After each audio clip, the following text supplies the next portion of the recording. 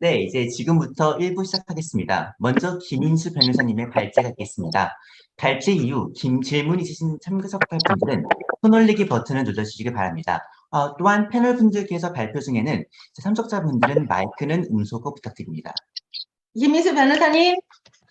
네, 안녕하세요. 제가 인터넷이 잠깐 끊겼죠.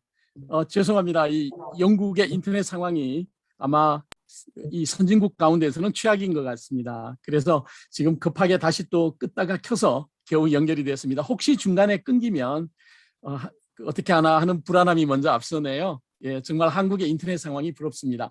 오늘 제가 말씀드리고자 하는 것은 그 사법개혁입니다. 물론 여러분들께서 잘 아시겠지만 이 사법개혁이 이번 선거에 아주 그 핵심적인 이슈가 될 거라고 저는 생각을 했고요. 또 그 이유 때문에 그래서 그 사법개혁이 이번 선거가 치루어져야 될 때 왜 우리가 이재명 후보가 당선이 됐으면 좋겠는지 그 이유를 설명해 준다고 저는 판단했기 때문에 오늘은 사법개혁과 그리고 그 사법개혁을 위해서 우리가 무엇을 해야 되고 그래서 왜 이재명 후보가 당선이 되었으면 좋겠는지 한번 말씀을 드려보겠습니다. 예, 그 대한민국은 민주공화국이다라는 말이 제가 어렸을 때부터 사회 시간에 배우면서 머릿속에 기억했던 내용입니다. 왜 민주공화국이라는 말이 이렇게 소중한가 생각을 해봤는데요. 사실은 제가 살고 있는 영국은 왕정국가입니다. 물론 통치하지는 않지만 여왕이 있는 나라고요. 그리고 헌법이 어떻게 보면 성문화된 헌법이 없는 나라입니다. 그래서 국가의 통치가 오랜 전통에 의해서 그동안 왕족들이 어떻게 해왔는지 그리고 그동안에 어떤 일들이 일어났는지 하는 그런 자료들에 의해서 그 헌법처럼 여기면서 나라가 다스려지고 있는 아주 독특한 나라입니다. 그러다 보니까 최근에 그 수상이 어떤 한 행위를 놓고 헌법 위반이다, 국가 통치의 기본을 무시한 내용이다라는 그런 문제 제기가 있었을 때 그 문제를 어디서 해결해야 될지를 몰라서 결국 법원으로 가져갔다가 법원에서 다시 의회로 돌려보내는 그런 일들이 있었습니다. 이처럼 왕정국가인 영국에서도 사실은 왕들이 모든 분쟁을 해결하는 중심에 있었죠. 그래서 재판관의 역할을 했는데 이 왕들이 재판관의 역할을 하다 보니까 이 권력이 무엇인가를 알게 되었죠.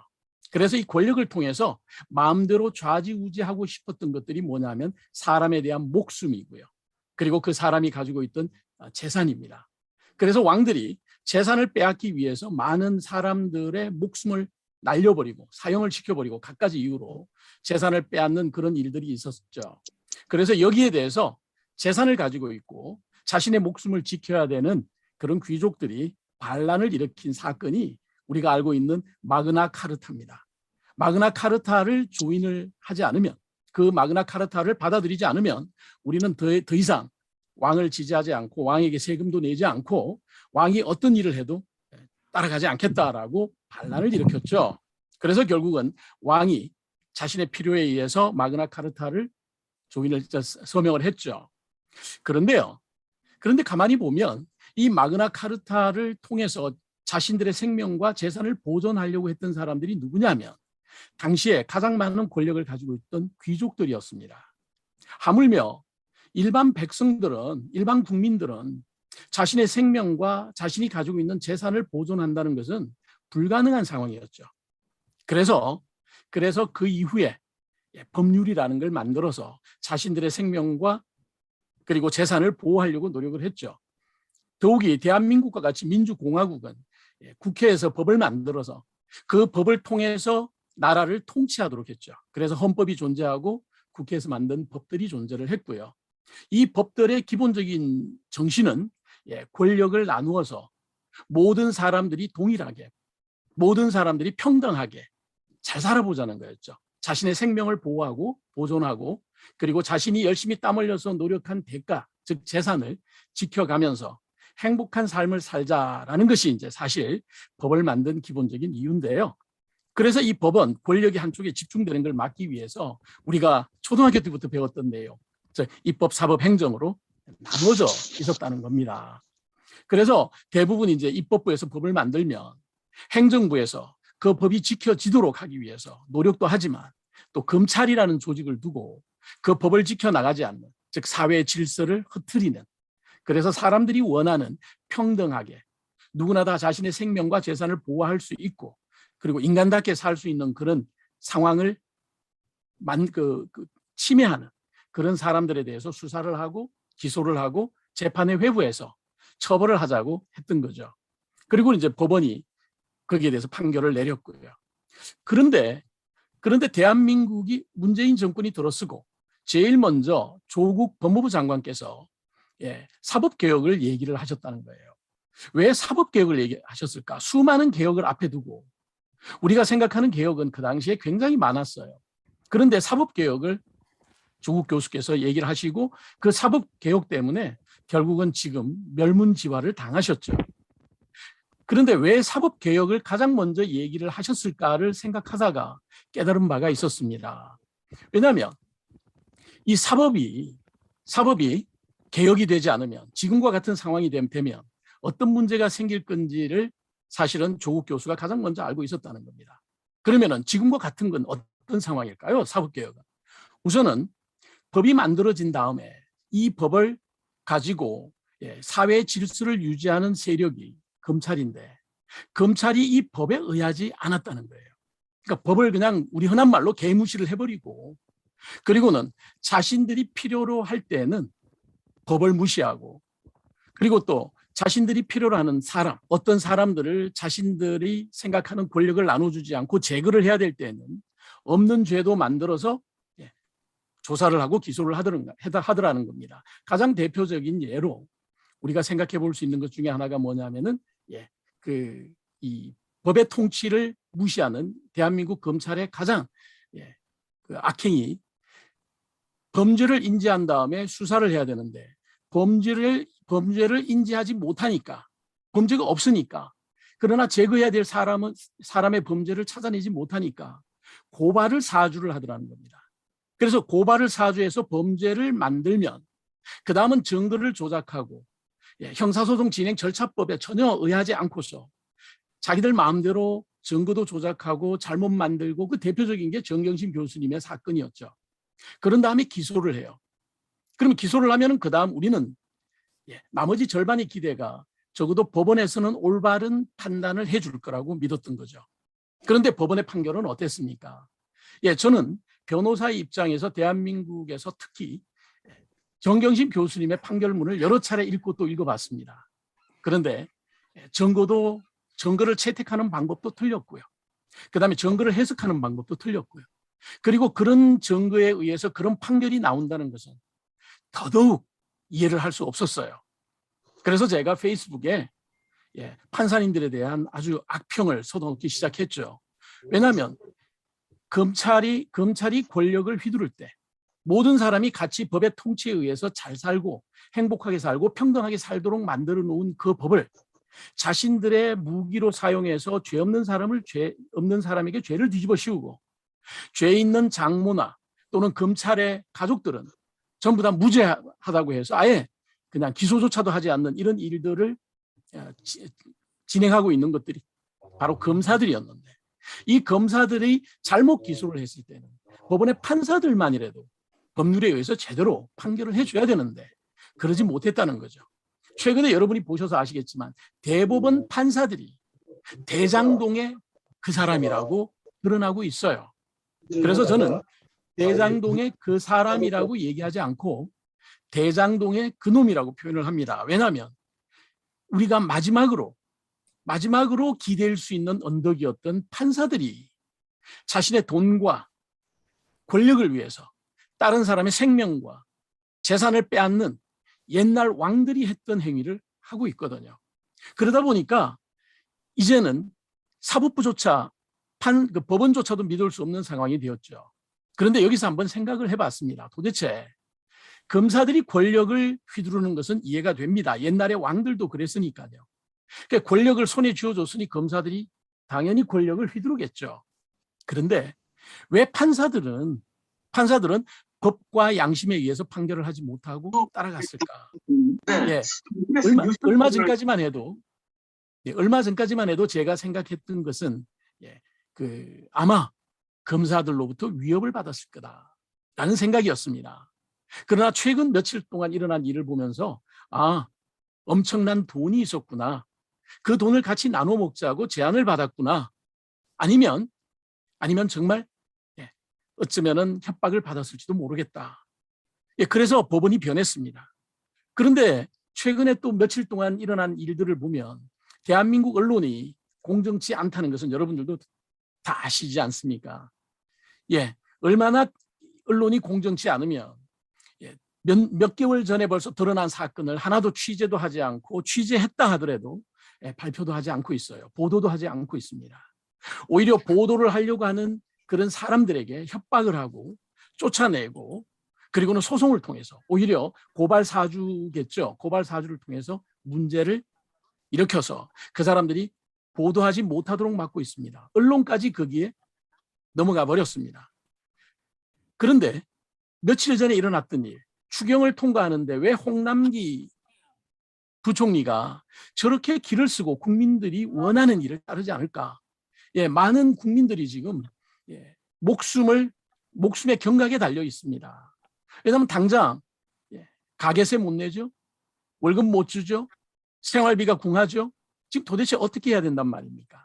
그런데 이런 상황에서도 재정 건전성이라고 하는 1970년대에 아마 미국 가서 배운 경제 이론 같은데 그런 이론에 심취해서 아니면 그런 이론을 내세우면서 추경을 정액하는 것을 지금 반대하고 있었고 다행스럽게 민주당에서 이제 겨우 일부만 통과시킨 걸로 전해 들었습니다. 이제는 행정부에 있는 관료들조차 정치인들이 방향을 잡아내면 그다음 행정부의 관료들은 그 정치인들이 내린 결정을 따라가서 그것을 이루게 하는 사람들이 공무원 조직이죠. 관료 조직이죠.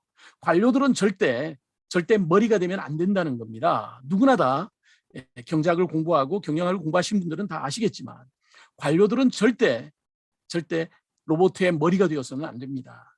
손과 팔이 되어야죠. 그래야 되는 관료들이 오히려 정치인들이 내려놓은 결정을 뒤집어 엎고 방해를 합니다. 이유가 뭐였을까요?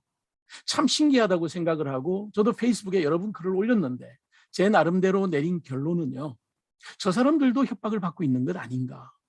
저 사람들도 어쩌면은 검찰이 가지고 있는 캐비넷 속의 파일에 뭔가가 있는 게 아닌가. 그러지 않고서는 어떻게 국민들이 지금 죽어간다고 얘기를 하는데 저렇게 요지부동인가. 그런 생각을 해봤습니다. 그래서 이 사법이 공정해야지만 모든 자본주의의 사회에서는 기업이 자유로운 활동을 하는 것. 즉 여기서 기업이라는 것은 대부분의 사람들을 의미합니다만 저를 포함한 월급을 받는 사람들도 있고 그러나 그 월급을 받는 사람들도 역시 기업에 속해 있죠. 따라서 기업이 자유로운 활동을 할 수 있어야지만 그래야지만 사실 자본주의가 운영이 된다고 생각을 합니다.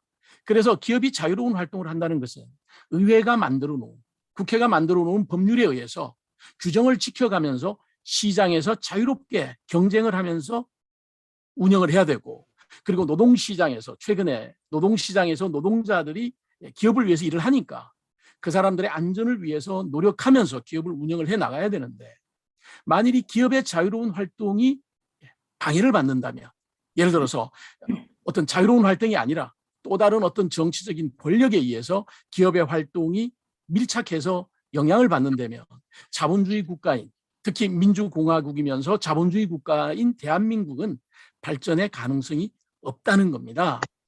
그래서 지금 최근에 반시장적인 기업들의 활동들을 보면 이들이 주로 하는 게 뭐냐면은 이권을 나눠 먹기를 하는 거죠.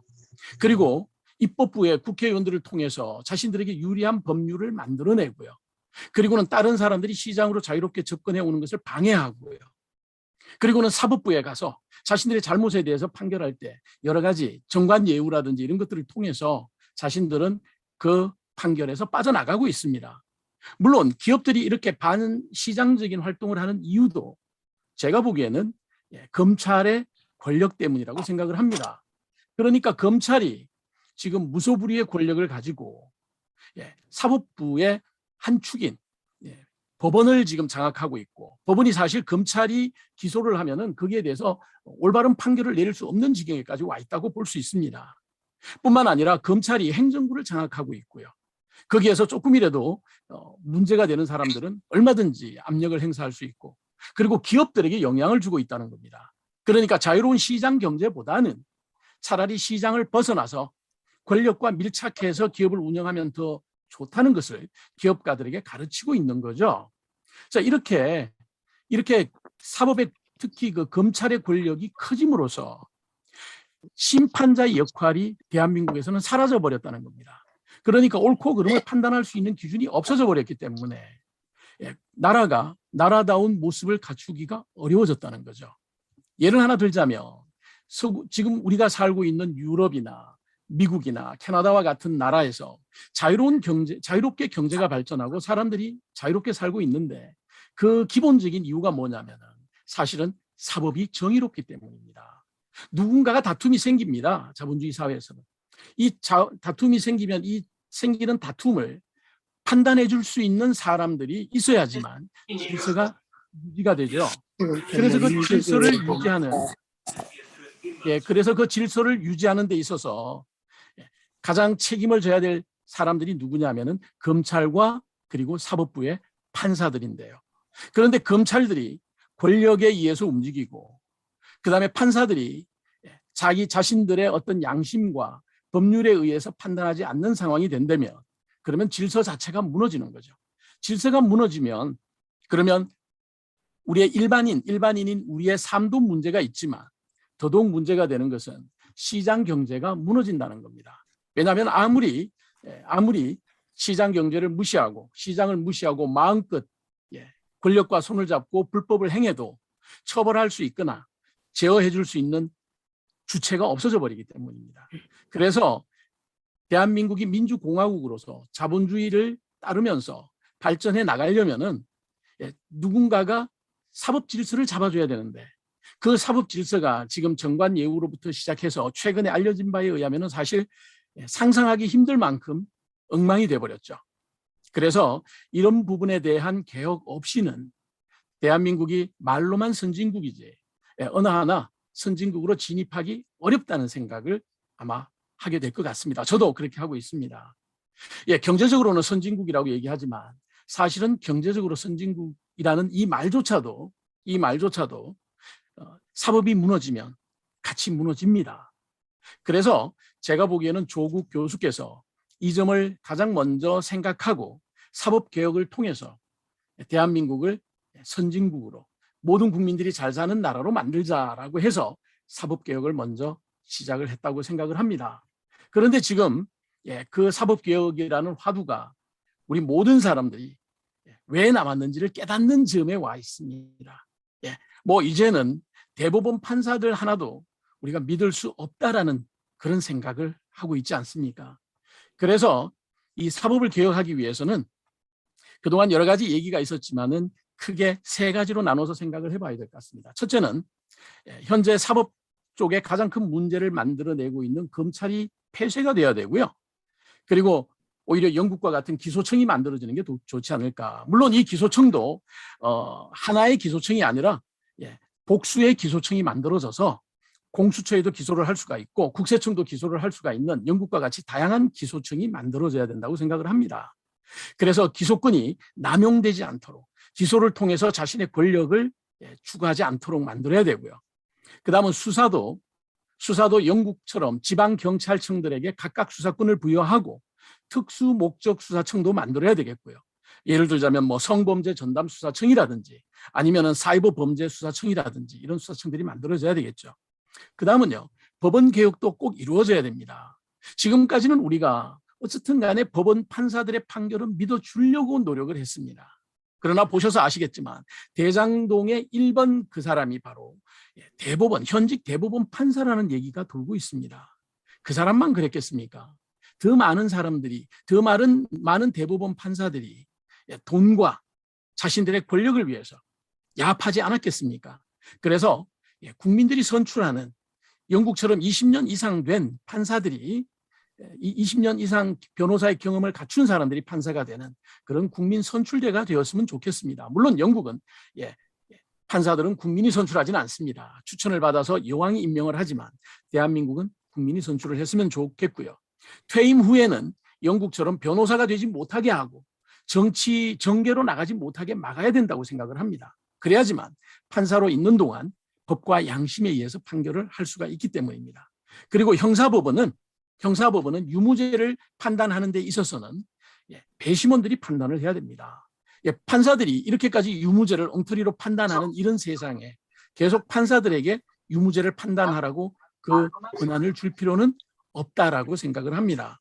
그래서 영국과 같은 배심원제가 일부 인종에 대한 편견이나 이런 것들이 영향을 미칠 수는 있다고 하지만 그래도 보통 사람들의 상식선에 의한 유무죄 판결이라는 방법으로 정확하게 판결하지 않을까 생각합니다. 물론 지금 대한민국 대법원에 형량위원회가 만들어져서 많은 조사를 하고 있다고 듣고 있습니다.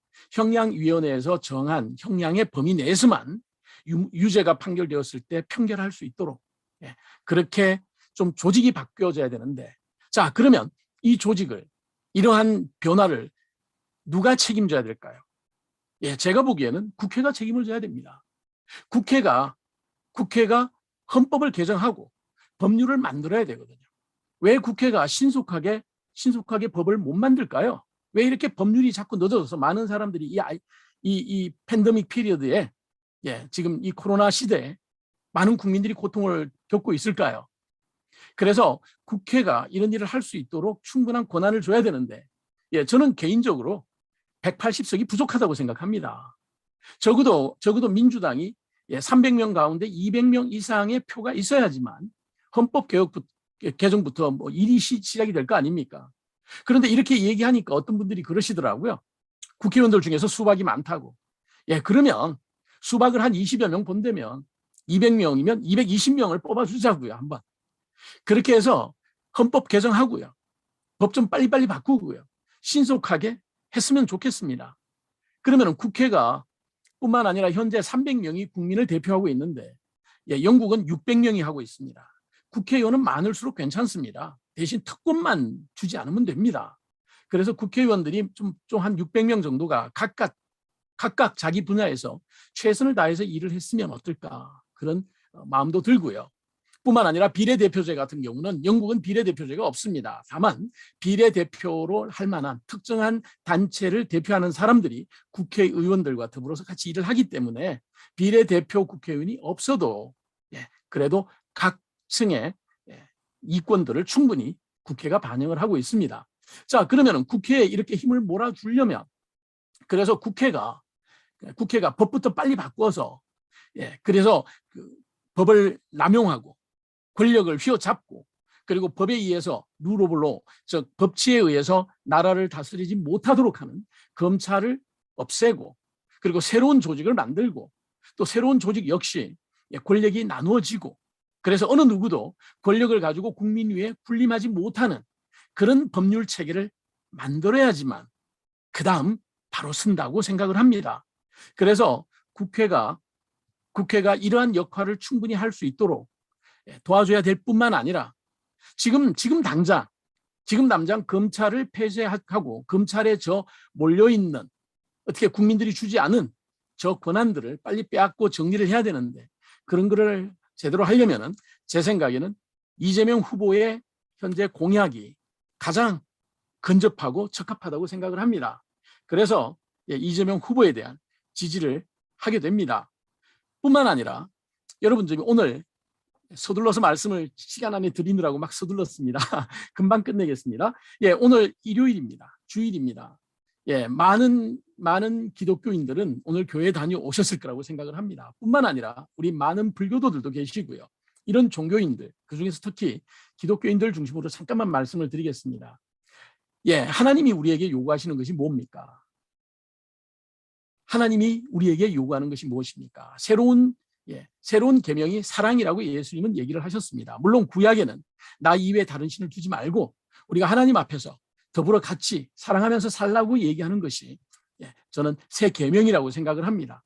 그러기 위해서는 우리 마음속에 권력에 대한 욕심과 재물에 대한 욕심을 버리고 같이 나누어서 행복할 수 있는 그런 사회와 국가를 만들어야 된다고 생각을 합니다. 그러나 오늘 교회에 가서 예배를 드린 우리도 우리 마음속에 혹시 권력과 재물이라는 우상이 자리를 잡고 있어서 신천지도 좋고 무속신앙도 좋으니 무속신앙에 매여 있는 후보도 좋으니 내 재산을 불려줄 수 있는 내 집값을 아파트값을 올려줄 수 있는 그런 사람을 혹시 지지하지는 않습니까?